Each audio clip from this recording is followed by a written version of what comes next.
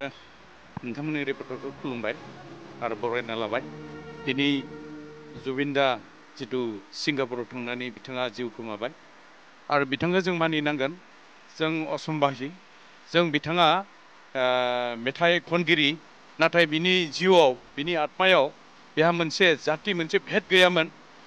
आदिबासि, बर', सावथालि, मम्फा, जिखुनु बुहुमाव आसामाव थानाय जेसेबां जनजाति बिथांमोना गथाय बे मेथाइखौ बेजों लोगोसे माने मोनसे सान्तिनि परिबेस लाबोनो थाखाय बिथाङा मुगैयालासेनो बिथाङा मोनसे मेथाइ खनदोंमोन।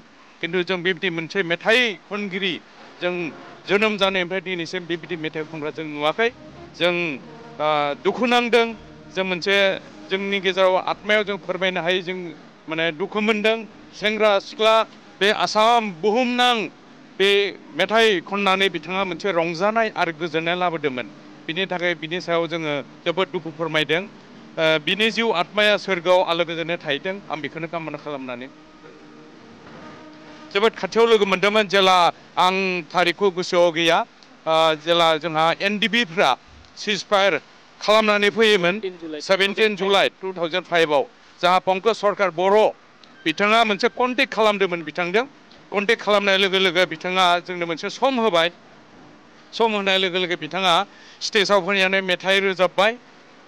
बिनि दोंब्रै दोंबा बे मेथाइ खननानै रोजाबनानै थांबाय। बिथांनि जों मा रां नांगौ बिथांनो जों रांखौ सोंबाय जे आं बे रां लानो फैयाखै।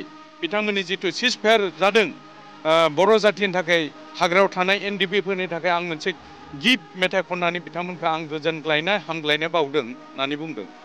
बेनि गेजेराव जों हरनि गेजेराव पंकज सरकार बर' आरो जों खुनु सिकिउरिटि गैयालासेनो बिथांखौ जों रौता सारिआलिसिम बिनि बिसि आरो बिनि लोगोफोर बिसोरखौ जों हरनि गेजेराव हरनि 11ता 11:30 गेजेराव जों रौतासिम बिथांखौ एस्कर्ट होनानै जों दोननानै फैदों। बेनो मोनसे जोबथा। आरो बिथाङा मोनसे प्राउड गैयामोन।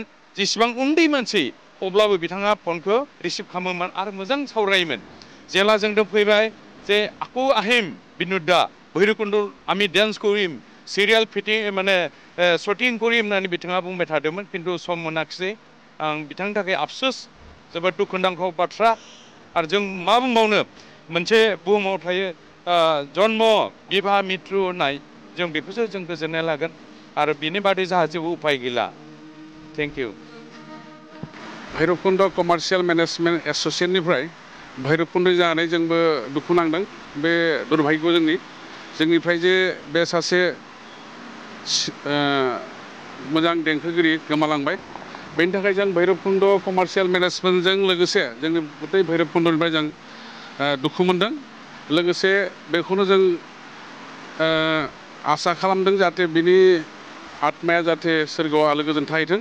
जों भैरबकुन्दबासि आरो जोंनि भैरबकुन्द कमार्शियेल मेनेजमेन्टनिफ्राय जों भगबानाव प्रार्थना खालामनानै जों रायजोफोरनो खोन्थानाय जाबाय जाहाथे